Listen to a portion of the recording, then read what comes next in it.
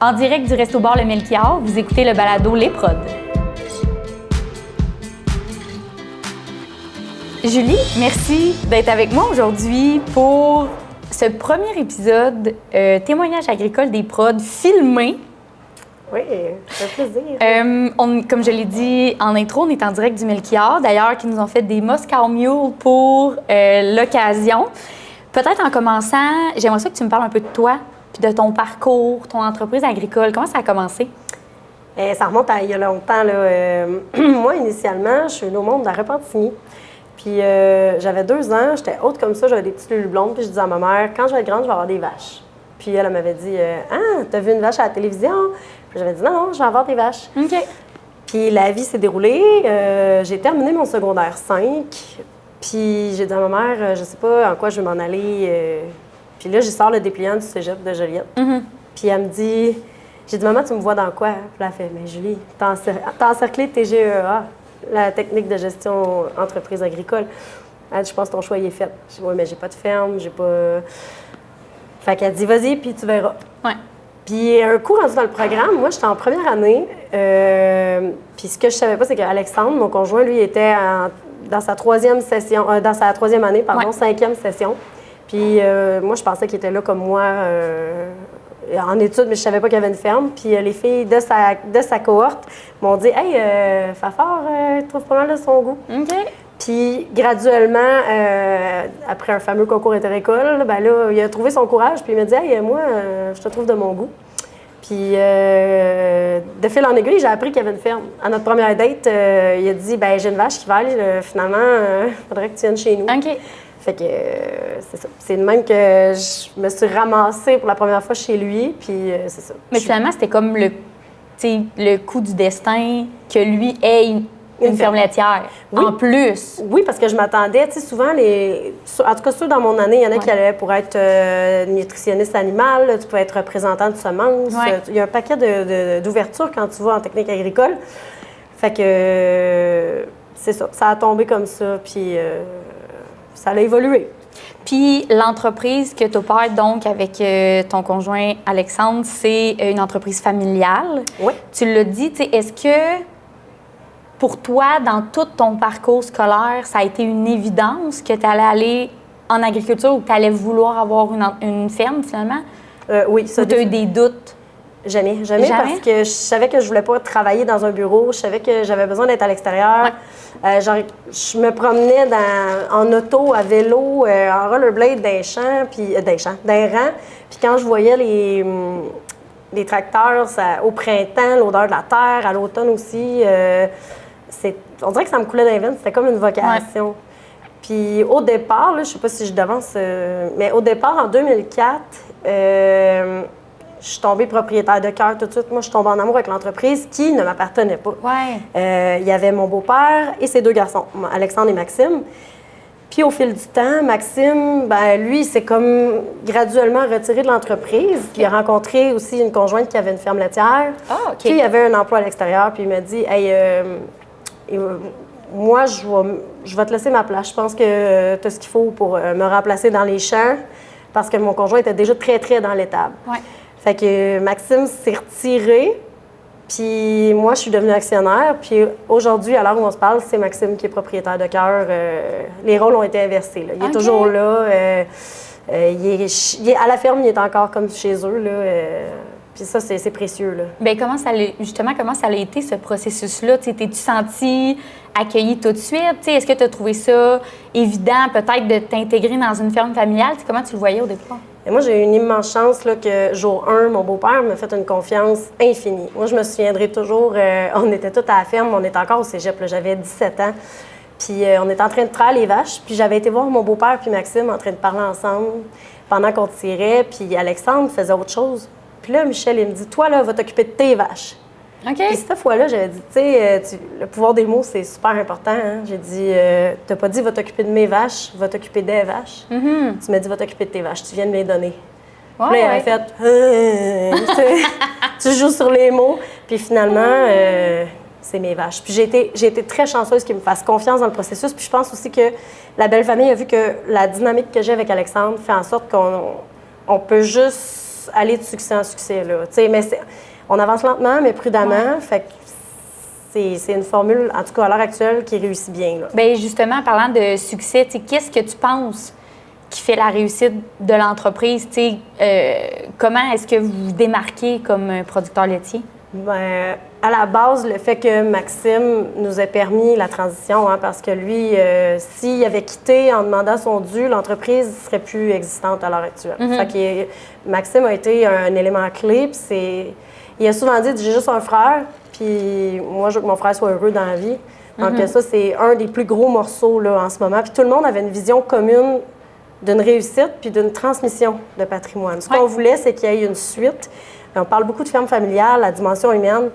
Puis nous, on voulait continuer l'entreprise parce qu'il y a quand même des gens en arrière de ça. Là. Nous, on est la 3e génération. Ouais. Mais on veut mettre le terrain aussi pour qu'il y en ait une 4e éventuellement. Mais la réussite, ça passe par la constance. C'est con, c'est comme une pub de char. La constance, c'est l'évolution. Alexandre, c'est la constance, c'est la régularité, c'est la vaillance. Lui, il maintient flatlines. Puis, en fait, on a des résultats, mais il est dans la constance. Puis moi, je suis dans l'évolution. Moi, je vais à la recherche d'informations. Je suis la personne qui va aller chercher les trucs, puis je les rapporte de façon objective. Puis, je lui demande, hey, est-ce qu'on peut innover? Hey, est-ce qu'on fait ça? Ouais. On se fixe des objectifs aussi qui sont relativement atteignables facilement, à court terme, puis à moindre coût. Là, nous, on se doit d'être dans l'ultra-efficacité. Il faut performer au maximum parce qu'on part de très loin.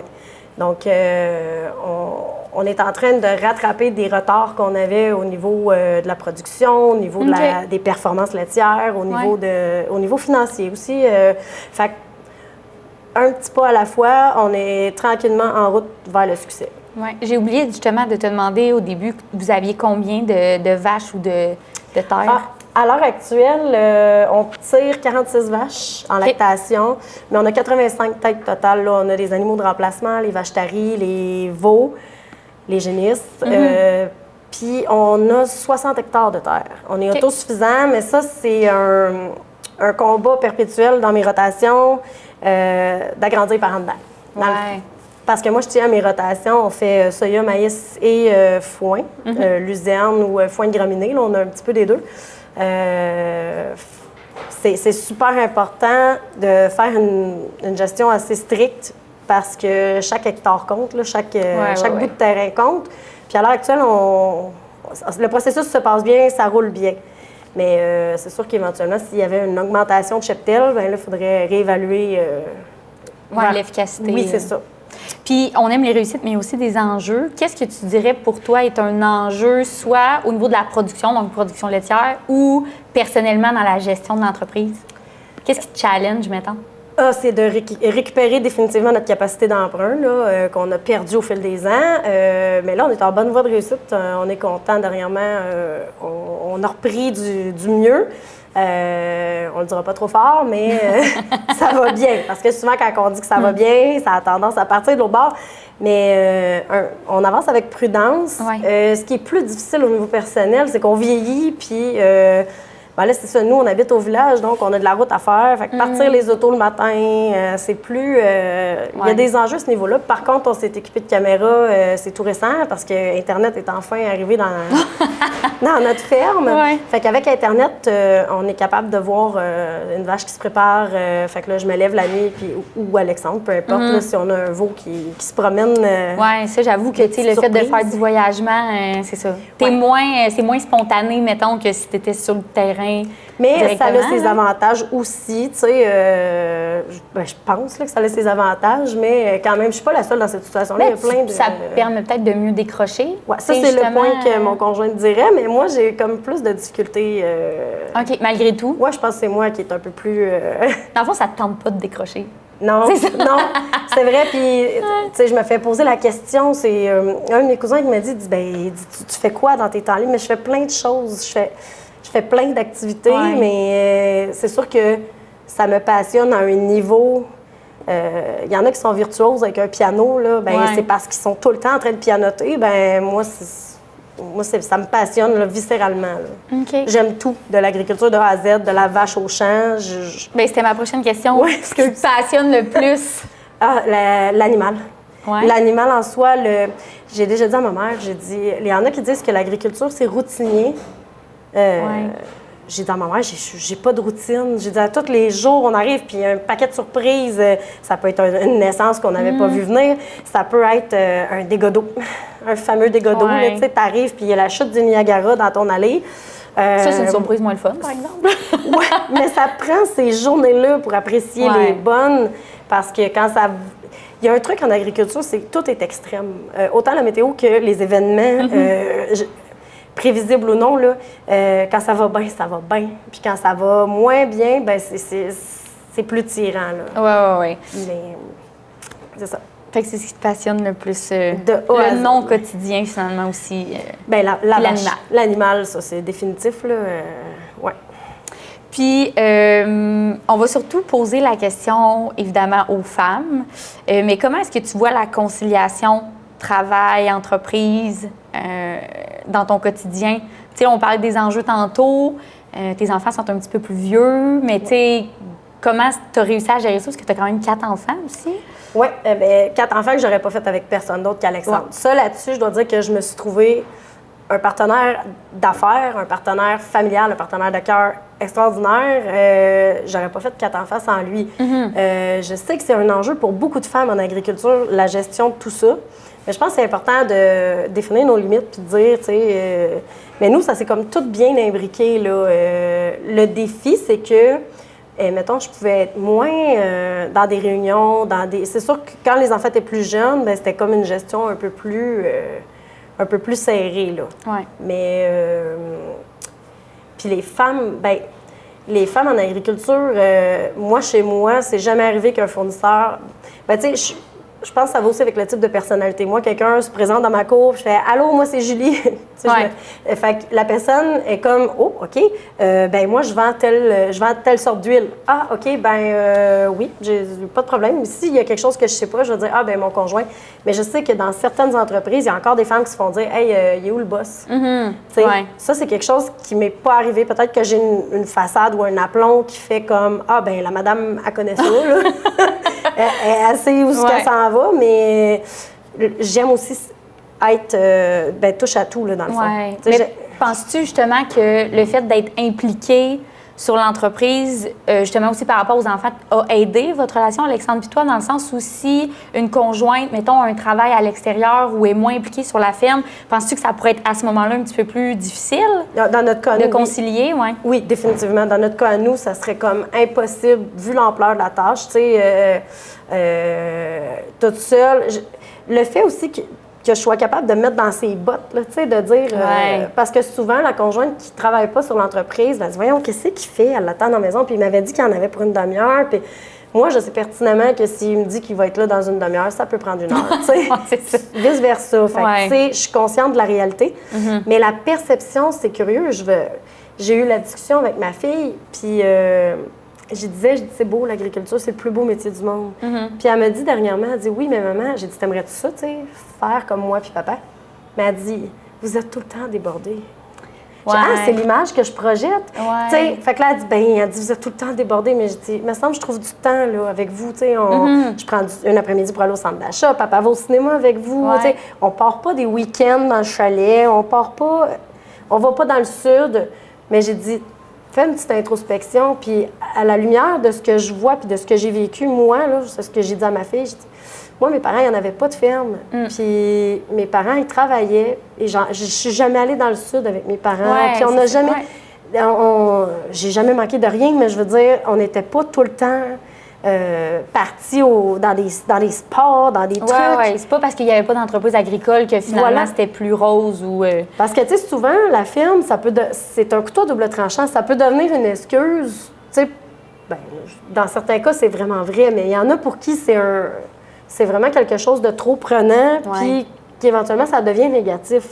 Mais moi, souvent, je suis un peu contente d'avoir l'excuse des vaches. Tu sais, il y a des fois, je fais « Ah! » Ben non, je pourrais pas y aller parce que j'ai un problème ou, tu sais... Bien, c'est ça, j'allais dire, moi, dans ma tête, débordée, on dirait que je le vois un peu négativement, dans le sens que j'ai pas l'impression que tu peux être débordée de quelque chose que tu aimes faire. Bien, c'était ce que je pensais. Effectivement, sa perception elle le voit peut-être comme une tâche où vous êtes débordé, vous n'avez pas le temps de faire des choses que vous aimez, mais toi, tu le vois pas comme ça parce qu'au contraire, tu fais quelque chose que tu aimes, fait que tu vois pas.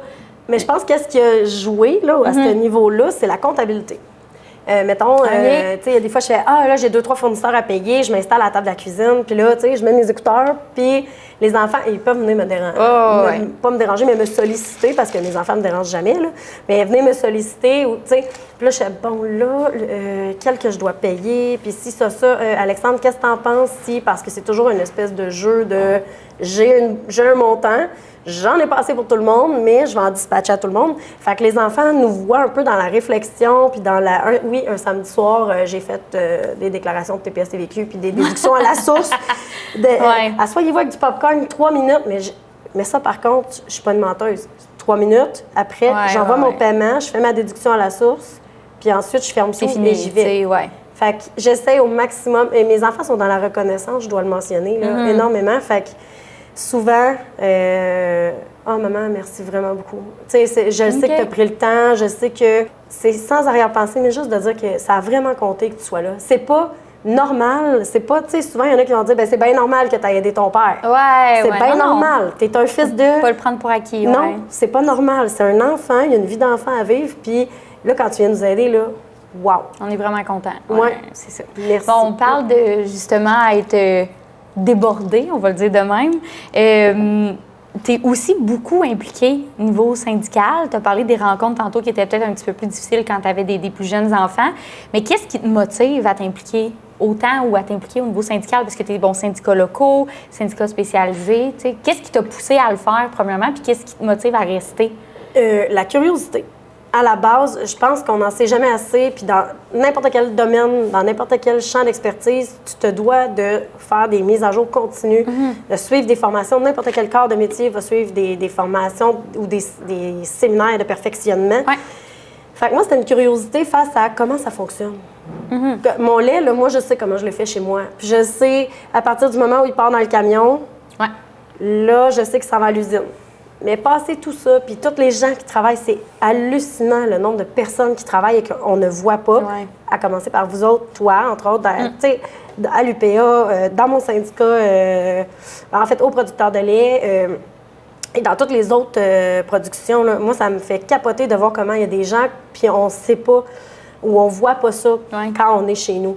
Fait que j'avais la curiosité de ça, mais quand mes enfants étaient plus jeunes, moi, j'ai comme vraiment entendu, tout est une question d'équilibre là, dans la vie. Fait que moi, tant qu'Alexandre ne m'envoyait pas le déclic, qu'il était capable de tout gérer, parce que pour nous, c'est 2 business, là, la maison et la ferme. Tant que les enfants n'avaient pas gagné en autonomie, tant que l'entreprise ne roulait pas comme on voulait qu'elle roule, ben c'était correct, puis j'étais pas malheureuse. C'est normal, là, j'étais pas en peine de pas être... parce que pour moi, c'est un puissant fond de connaissances, puis d'échanges, puis souvent, je vais rencontrer des gens, puis là, hey, nous autres, on a arrangé ça comme ça. Ah ouais? Hein, ça se peut? Là, je reviens à la maison, puis je dis à Alexandre, hey, tu sais pas quoi, eux autres en Beauce, là, ils ont fait ça. Puis là, il fait, ah ouais? Mais là, je pense qu'on pourrait adapter ça. Parce que souvent, c'est pas nécessairement le même procédé ou la même façon de faire, mais on finit par adapter ça, puis ça mène au succès. C'est ça. C'est le fun d'avoir des nouvelles idées qui viennent de l'extérieur. Bien, il y en a qui voyagent jusqu'en Europe, mais regarde, on peut regarder chez le voisin puis trouver bien des affaires quand même à adapter. Justement, tu as l'air, tu sais, les gens qui te connaissent diraient de toi que tu es une personne qui trouve des solutions, qui aime avoir du fun, qui aime ça rire, qui est dynamique. Tu sais, c'est quoi ton secret pour garder ce côté positif-là, malgré des journées où ça se passe vraiment pas bien? J'ai pas de mérite, je pense. Je pense que je suis bâtie comme ça. Je pense qu'il y a tellement de raisons d'être de mauvaise humeur dans la vie, puis il y a tellement de... Ma mère, elle disait tout le temps, c'est plus forçant de sourire que d'avoir l'air bête. C'est plus difficile de stimuler les muscles. Fait que moi, si tu me donnes un défi dans la vie, je retrousse mes manches puis j'avance. Fait qu'on a eu des moments, là, si je pense aux plus sombres moments qu'on a eu dans l'entreprise, dans ma famille, mais le soleil va se relever demain. C'est toujours ce que je me dis. Puis souvent, on se couche ou on se couche pas, dépendamment quand tu as une problématique qui te mène à 3h30 du matin ou à 4h30 du matin, puis que tu as fait des pieds et des mains, puis tu as géré le département des miracles. Bien, la petite demi-heure que j'ai fermé les yeux, là, je me suis quand même couchée, le sourire aux lèvres en disant à Alexandre, « Hey, yes, on l'a fait! » On l'a fait, On l'a fait, high five! Fait que pour moi, tout est une réussite. Fait que, mais je te ferai pas de cachette que quand il y a des gros défis puis qu'on passe une journée à 4 pattes avec du grisé d'en face, dans le caca, ça m'est arrivé, là. C'est pour ça que j'en parle, là, mais j'ai pas misère à croire. Tu sais, les yeux un petit peu... Tu sais, tu pleures parce que t'es fatigué, t'es même pas... C'est pas de la tristesse, là. T'es à bout. Ton corps pleure tout seul. Ouais. C'est comme toutes les émotions de la journée qui retombaient. Mais là, le lendemain matin, là, je repartais, puis... OK. Ouais. New day, tu sais, c'est ça, là. Faut y aller. On passe à notre appel, puis... mais je pense qu'on est bâti... C'est ça, on est bâti. Il y en a qui sont plus mélancoliques de nature. Mais c'est sûr que ça se travaille, je pense. Mais de voir le verre à moitié plein, c'est toujours mieux que de le voir à moitié vide. Moi, je trouve que ça laisse plus de marge de manœuvre.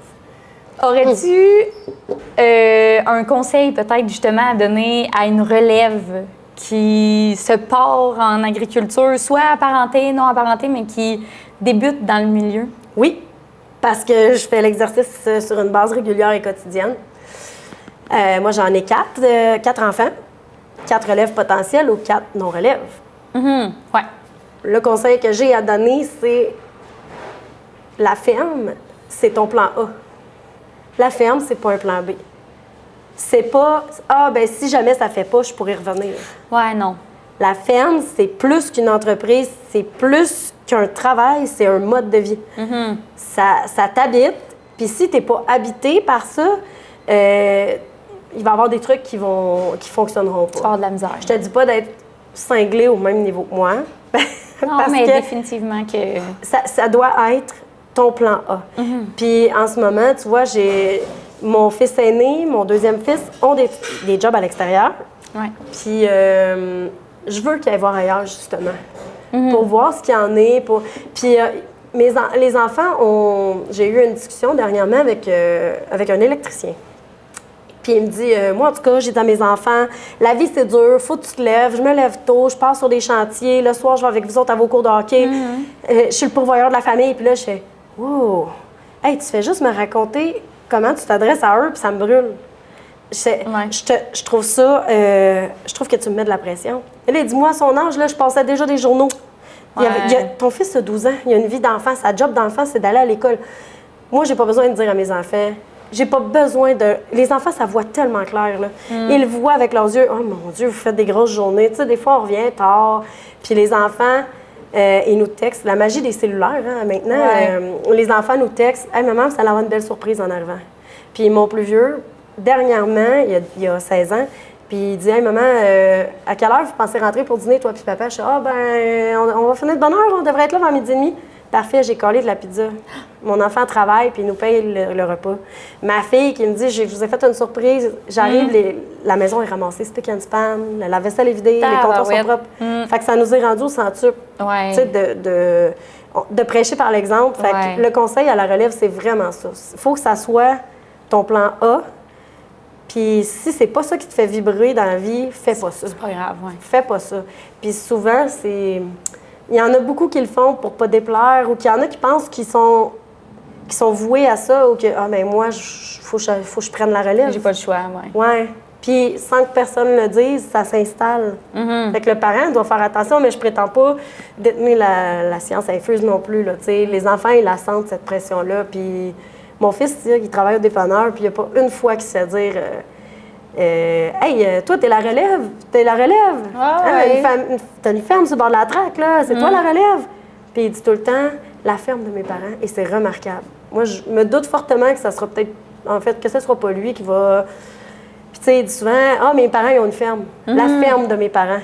Il y a déjà une dissociation. Puis fait que jamais on va dire, puis c'est celui qui aurait la carrure, puis c'est celui. Il y a des clients déjà qui disent, hey, avec des grosses mains de même, hein, tu vas être bon pour travailler, t'as des mains, t'es vraiment comme un agriculteur, t'es bien bâti, puis c'est pas ça qu'il a envie de faire. Ben non. Il sait pas ce qu'il veut en ce moment, puis c'est correct. C'est bien correct. Mais la journée que tu vas trouver ce qui te fait vibrer, vas-y. Fait que, tu sais, mais c'est remarquable. Fait qu'il faut aussi, au cédant, laisser un peu de lousse, parce que la pression, elle s'installe toute seule. Ouais. Puis en terminant, peut-être, qu'est-ce qu'on peut te souhaiter pour la suite? De continuer notre ascension, mon ascension dans mon entreprise, puis que ça continue de bien aller. Parce qu'on a déjà comme... On part de tellement loin, puis où on est rendu, on l'apprécie tellement. Fait que juste de continuer, parce que c'est ça, un pas à la fois, puis on peut juste s'améliorer tout le temps aussi. La journée que tu penses que tu es au top, puis que tu arrêtes de te remettre en question, d'après moi, tu meurs dans l'œuf, là. Oui. On va maintenant terminer l'épisode avec mes petites questions ludiques que je pose à mes invités de témoignages agricoles pour apprendre à mieux te connaître autrement. Prends une gorgée, tu vas en avoir besoin. Non, c'est pas vrai. On va y aller en rafale. Si c'était à refaire, là, je sais que tu en as beaucoup parlé, mais si c'était à refaire puis que tu devais changer de production, mettons que tu n'avais pas le choix, tu t'enlignerais vers quoi? Hey, c'est difficile. Mais tu m'as pas dit de sortir du cadre agricole. Ah non, juste changer de production. C'est très difficile, mais tout ce qui a trait à la terre. Fait que je pense que ma deuxième passion après les vaches, je pense que ça serait les fleurs. Ah, OK. Puis là, j'ai pas l'air de ça, là, parce que je suis plutôt... mais... puis mon ami qui a une ferme florale dirait sûrement « Oh, que je te vois pas là! » Mais, mais je pense que tant que je serais à quatre pattes dans la terre, puis tant qu'à faire pousser quelque chose, ben j'irais du côté des fleurs. Ce serait probablement des vivaces. Ton fruit puis ton légume préféré? Oh my God! Les fruits, tout ce qui est les fraîches du Québec. Ah, ouais, OK. Tout ce qui est fraîche du Québec, la framboise, la mûre, le bleuet, les fraises. Ouais. Puis je vais même inclure les pommes. Là, je sais que c'est pas les fraîches du Québec, ouais. mais j'inclus les pommes. Puis aussi, les prunes, les poires. Tout ce qu'on arrive à faire pousser. Ici. Oui, au Québec. Okay. Les cerises de terre aussi. C'est un fruit. Oui. C'est un fruit. Tout à fait. Fait que je pense que, puis les fraîches, ben ça, c'est sûr que on a une richesse incommensurable ici, là. Fait que... Oui, un goût incomparable quand ils sont de saison. Puis ton légume? Mon légume... Hey, là, tu vas... Mon légume préf, c'est l'oignon. Ah, ouais! Puis là, en même temps, c'est quand même tellement passe-partout. Ben, je t'explique, c'est que ça rehausse... L'oignon, là... Puis là, lancez-moi pas de roche, les producteurs d'oignons, là. Selon moi, c'est une des cultures les moins compliquées, je pense. OK. Je pense que c'est quand même, somme toute, facile à cultiver. Il y a plusieurs couches, mais c'est là pour rehausser le goût de tout. Ouais. Fait que, ça vient rajouter un éclat. Tu peux juste te faire une soupe à l'oignon. C'est sécurisant, c'est rassurant. Fait que l'oignon, il passe partout. Oui, définitivement. Il laisse toujours une petite odeur, là. Ah ouais, ça sent bon. Trace. Ça sent bon. Fait que, je pense que ça serait l'oignon. C'est bon. Ton sport ou ton passe-temps favori? Ça a longtemps été le hockey. OK. Le hockey sur glace, j'aimais ça jouer. J'étais bonne. Ben oui, dis-le. J'ai jamais joué dans des équipes pour dire, tu sais, j'ai arrêté au cégep parce que à l'époque, c'était avec le Mission 3A. Ah, mais quand même. Okay. Non, c'était le 3A de Joliette. L'Action. L'Action. Ouais. Fait que les gars de calibre, puis là, c'était le fun, c'était dans un cadre scolaire aussi. Ça, j'ai pas haï ça. Jouer au deck hockey sur l'heure du dîner aussi, mais là, mon corps veut plus. Là. Mais le kayak, j'aime beaucoup le kayak. Puis dans les passe-temps, je suis sûre qu'il y en a qui vont se dire impossible, mais m'asseoir avec un livre, là, ça arrive. Ouais. Dans mon hamac l'été, je trouve que j'ai pas assez de temps pour lire, mais j'adore tous les univers que ça peut m'apporter. Là. Fait que, la lecture, c'est un bon passe-temps. Ça permet de décrocher entre du monde. Ouais. T'as-tu un plaisir coupable? Oui. Quoi? Tu vas rire. C'est... j'arrête pas de dire tu vas rire. C'est parce que, me semble, je me dis, le monde, ils doivent pas m'imaginer en train de faire ça. Mais mon plaisir coupable, c'est un bon bain avec un verre de vin. Ah, bien! Un bon bain chaud avec un verre de vin. Ouais, mais après les journées de travail, vous avez pas de misère à l'imaginer, mettons. Un petit peu de sel d'Epsom. Un petit peu de sel d'Epsom, puis ça arrive pas juste une fois par semaine. Là. Souvent, là, minimum, 2-3 fois semaine. Là. Je suis relaxée dans mon bain. C'est correct. Sel d'Epsom, verre de vino. C'est parfait. T'as besoin de ton me-time, finalement. Mais oui, puis c'est abordable. Oui, oui, tout à fait. C'est pas quelque chose d'extrême, mais ça fait tellement du bien. Là. Une qualité puis un défaut que tu as? Eh boboy. Ma qualité... J'ai demandé à Alexandre avant de partir. Alexandre, il me dit... Parce que je trouve tout le temps... Ben, pas que ça paraît prétentieux, mais Alexandre, il me dit... tu trouves toujours les bons mots pour dire. Tu mets toujours les bons mots sur une situation, sur une émotion. Tu trouves toujours les bons mots. Mais moi, à ça, j'ajouterais, je suis quelqu'un qui ne juge pas. Puis si je suis dans le jugement, je vais te le dire. Là, je te juge. Là. Je te juge, mais c'est jamais grave. C'est toujours léger, fluffy. Ouais. Puis je suis beaucoup plus dans l'écoute qu'on peut penser.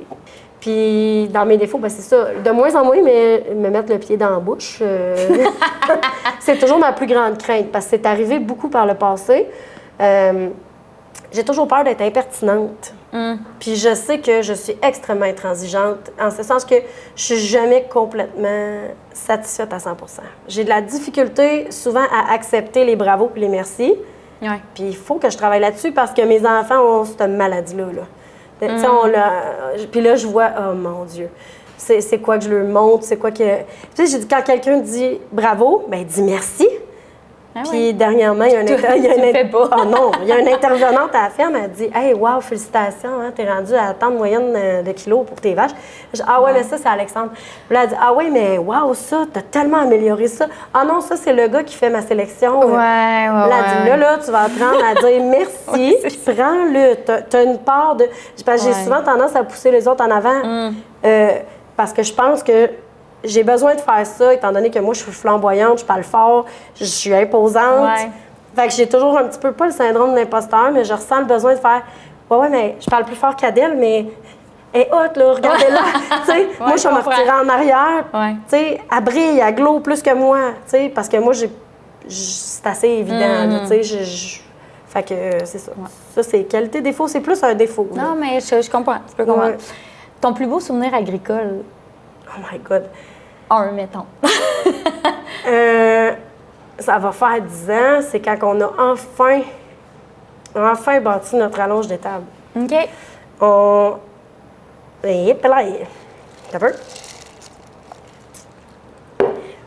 est vraiment parti dans une étape désuète. Ouais.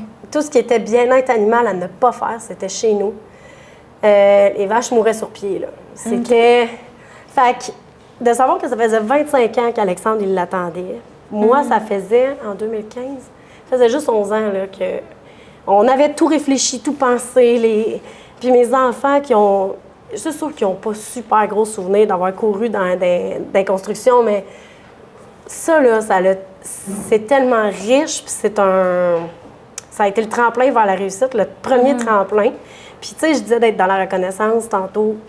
Cette année-là, j'ai envoyé des cartes de Noël aux contracteurs, aux notaires, aux fiscalistes, à tous ceux qui ont travaillé dans le dossier. Puis, tu sais, le contracteur, je me souviens, j'avais dit, avec une bonne poignée de main, je disais, écoute, tu changes des vies. Puis il m'avait dit, dis-moi, je fais juste monter une structure, là, hein, capote pas. Je disais, mais tu comprends pas, là, tu changes des vies littéralement. Puis si t'es pas là pour bâtir notre rêve, ça avance pas. Fait que ça a été un des premiers pas vers la réussite. Puis c'est touchant. Vraiment. Ouais, c'est un souvenir... C'est le meilleur souvenir, je pense, en agricole. Là. Ouais. Ben, en tout cas, l'émotion est encore là. Fait que définitivement, non, voyons, c'est pas correct, mais définitivement que c'était quelque chose de beau, là. Oui, si ça te fait encore de l'émotion comme ça. Oui. Si tes vaches pouvaient parler, qu'est-ce qu'ils diraient de toi? Es-tu gossante avec ces photos? On n'en peut plus. Combien de fois? Puis une fois, c'était gênant. Il y a un vendeur qui est arrivé, puis j'étais comme littéralement couchée dans le foin, genre en avant. Puis là, j'étais en train d'essayer de prendre ma génisse avec sa maman. Puis là, il m'avait fait faire le saut. Qu'est-ce que c'est là?